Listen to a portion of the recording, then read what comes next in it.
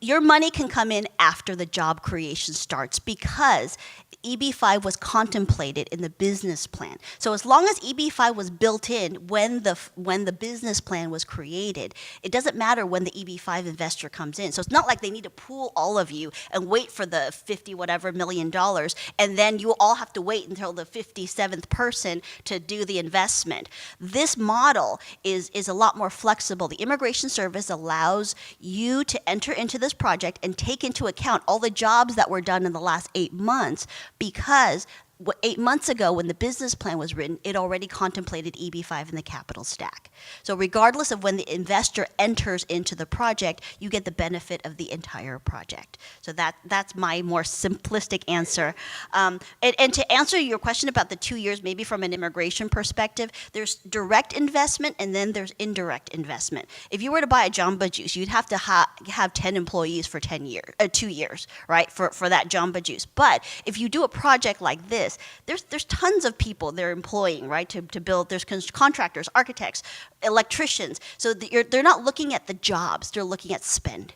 So the way regional centers benefit investors is that you take this formula. It's really simple, and I don't even know the math that Colin knows, but basically you take a number of how much money is spent, and then it spits out a job creation number.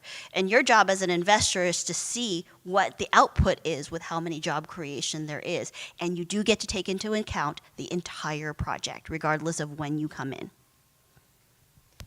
Yeah, and then another principal item for everybody to soak in as well is that USCIS, from the paper regulations of what they're asking you to do and having bullet points of your exact targets versus what takes place in the real world, they're actually a lot more flexible than you'd imagine.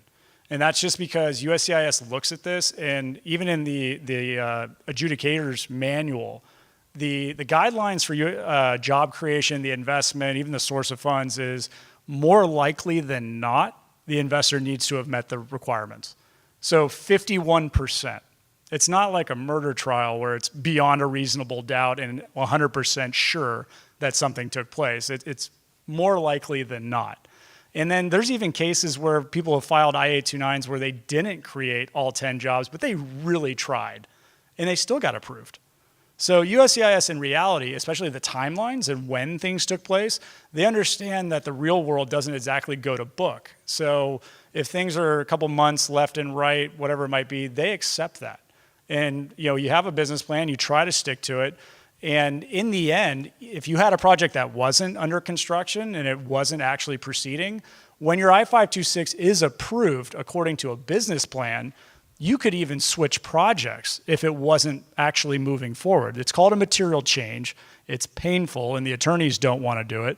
But theoretically, there's a lot of options to save your EB-5 investment and your green card that are in the back waiting in the wings if you needed it.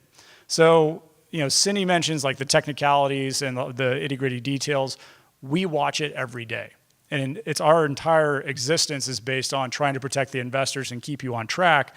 As you're doing your due diligence and you're looking into EB-5 and trying to understand like what is a safe investment, is this where I want to be?